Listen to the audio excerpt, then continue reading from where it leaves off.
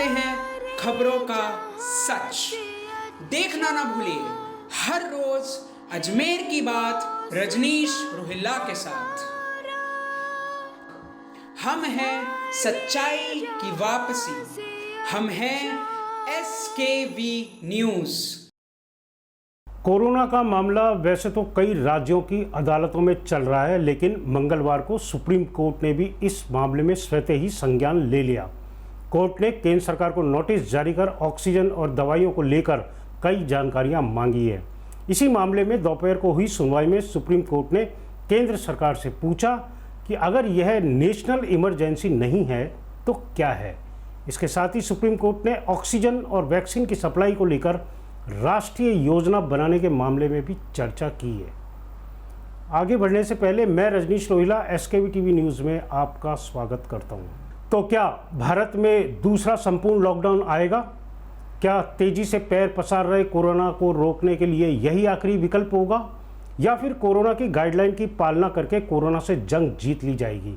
इन सारे सवालों के जवाब भविष्य में छुपे हैं। दूसरी ओर भारत में फैल रहे कोरोना को लेकर आ रही वैज्ञानिक रिपोर्ट बहुत ही चौंका देने वाली है। भारत के स्वास्थ्य मंत्रालय और नीति आयोग की ओर से तय की गई गाइडलाइन को समझना और उसके अनुसार अपना व्यवहार करना भी सबकी जिम्मेदारी है। राज्य के मुख्यमंत्री अशोक गहलोत भी लगातार बिगड़ते जा रहे हालातों को लेकर चिंतित हैं।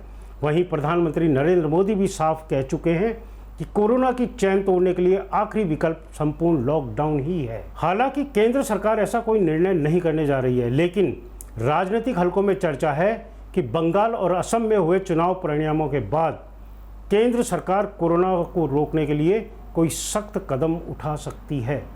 आइए नज़र डालते हैं तेजी से पैर पसार रहे कोरोना काल में देश, राज्य और अपने अजमेर में क्या हो रहा है। भारत में तबाही मचा रही कोरोना की दूसरी लहर को देखते हुए दुनिया के कई देशों ने भारत की मदद करने का बीड़ा उठाया है। संकट के समय में हमारे मित्र देशों ने कई तरह की मदद की न सिर्फ पेशकश की है, बल्कि उसे अमली जामा भी पहनाना शुरू कर दिया है। अमेरिका की तरफ से वैक्सीन के कच्चे माल की आपूर्ति का ऐलान करने के 24 घंटे के भीतर ही वहां से ऑक्सीजन प्लांट और दूसरे उपकरणों की पहली खेप भारत पहुंच गई है। ब्रिटेन, सिंगापुर, दुबई समेत कुछ दूसरे देशों से भी मदद पहुंचनी शुरू हो गई है। इसके साथ ही ऑस्ट्रेलिया, कनाडा सहित कई देशों ने भारत को मदद करने के लिए कई योजनाओं पर काम करना शुरू कर दिया है। प्रधानमंत्री नरेंद्र मोदी ने अमेरिका राष्ट्रपति बाइडेन से भी वीडियो कॉन्फ्रेंसिंग के जरिए बात की है। अमेरिका राष्ट्रपति ने कोरोना संकट से मुकाबले के लिए भारत को हर संभव सहयोग देने का संकल्प जताया है। नीति आयोग ने तेजी से फैलते कोरोना संक्रमण को लेकर गहरी चिंता जताई है। लोगों से कहा गया है कि वो गंभीरता को समझते हुए घर में मास्क लगाकर रहें। दूसरी बात यह भी कही गई है कि घर में किसी मेहमान या फिर रिश्तेदारों को भी नहीं बुलाएं। इसके साथ ही कहा गया है कि कोरोना महामारी से भयभीत ना हो, बल्कि इसके प्रति जागरूक रहें, खुद का और दूसरों का बचाव करें। दूसरी खबर यह है कि देश भर में आई ऑक्सीजन की किल्लत से निपटने के लिए केंद्र सरकार ने ऑक्सीजन रेल शुरू कर दी है।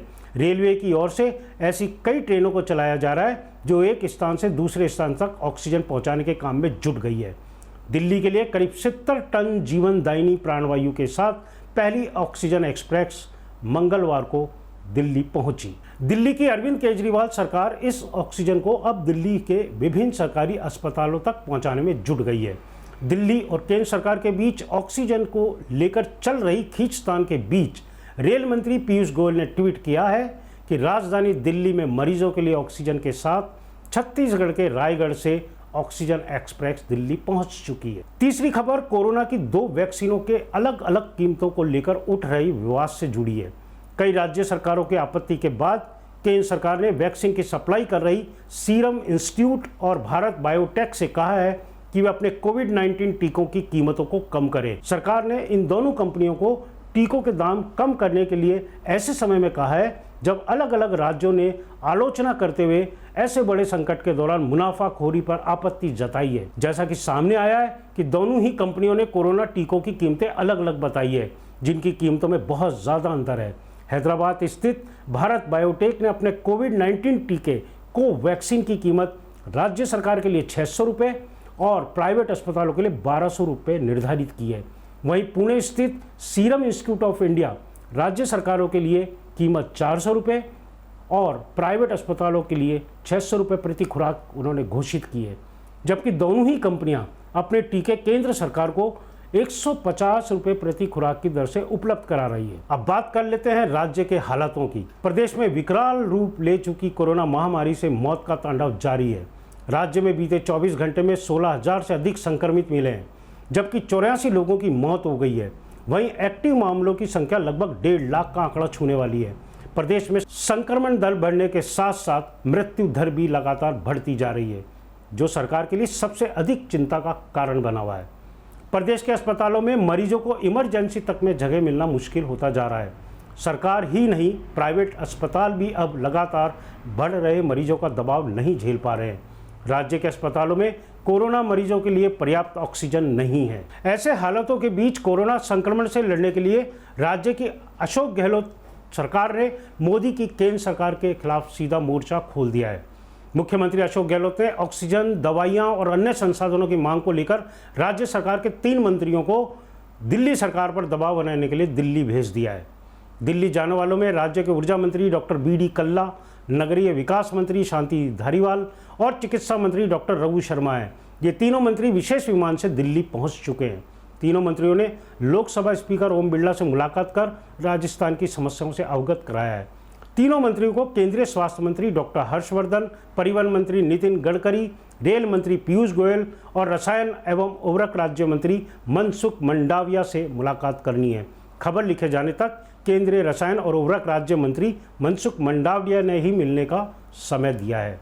राज्य के तीनों मंत्री केंद्र सरकार के अन्य मंत्रियों से संपर्क साधने के प्रयासों में जुटे हुए हैं। गंभीर होते हालातों को लेकर मुख्यमंत्री अशोक गहलोत भी बहुत चिंतित हैं। गहलोत ने कहा है कि देश के कई राज्यों में ऑक्सीजन की कमी से मौतें होने के लगातार समाचार आ रहे हैं।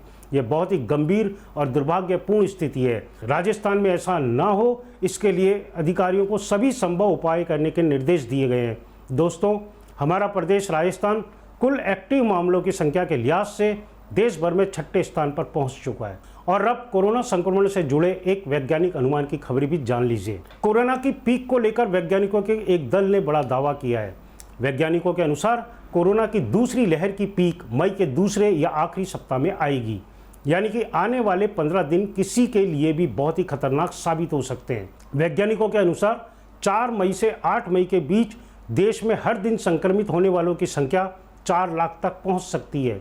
वैज्ञानिकों ने एक गणितीय मॉडल के आधार पर कहा है कि भारत में कोविड-19 की दूसरी लहर के दौरान सक्रिय मामलों की संख्या 14 से 18 मई के बीच चरम पर पहुंचकर 38 से 48 लाख हो सकती है।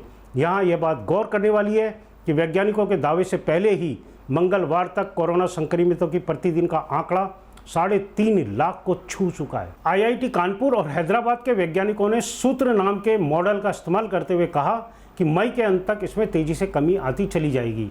वहीं IIT कानपुर में कंप्यूटर विज्ञान एवं अभियांत्रिक विभाग के प्रोफेसर मनिंदर अग्रवाल ने कहा कि लोगों को बहुत अधिक चिंता करते हुए कोरोना से बचने के उपाय करने चाहिए। आइए अब जान लेते हैं अपने शहर अजमेर में क्या हो रहा है। किसी भी कारण घरों से बाहर निकल रहे लोगों को पुलिस की सख्ती का सामना करना पड़ा है। पुलिस कप्तान के नेतृत्व में शहर के चप्पे चप्पे पर पुलिस तैनात की गई है।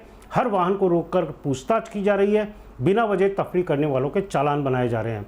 पुलिस लगातार सख्त होती जा रही है। पुलिस की इसी सख्ती के चलते मंगलवार को शहर की सड़कें अब सूनी होनी शुरू हो चुकी हैं।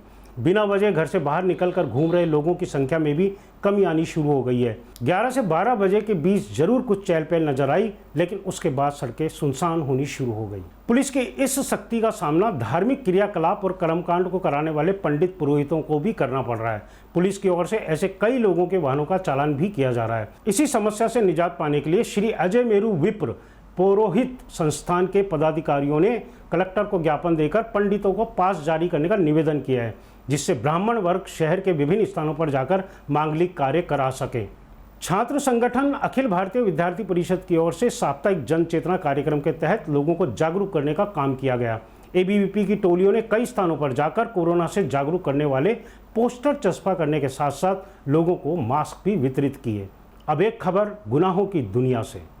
अजमेर के गंज थाना क्षेत्र में दिल्ली गेट कुमार मोहल्ला स्थित एक घर में महिला की हत्या का मामला सामने आया है। महिला के भाई ने अपनी बहन की हत्या का आरोप जीजा पर लगाया है। हत्या का यह मामला सोमवार को दोपहर लगभग 2 बजे हुआ था, लेकिन शाम 7:30 बजे सामने आया। गंज थाना पुलिस की प्राथमिक जांच में सामने आया है कि आरोपी नशे का सेवन किया करता था और पैसा मांगने को लेकर उसका अक्सर पत्नी से झगड़ा हुआ करता था। घटना के बाद से मृतका का पति फरार है। उसके साथ उसकी 13 महीने की मासूम बेटी भी है। गंज थाना पुलिस ने मौके पर पहुंचकर हत्या से जुड़े कई साक्ष्यों को जुटाया है। पुलिस मृतका के आरोपी पति तक पहुंचने का प्रयास कर रही है। आज के लिए बस इतना ही। मेरे साथ देखते रहिए SKV न्यूज़।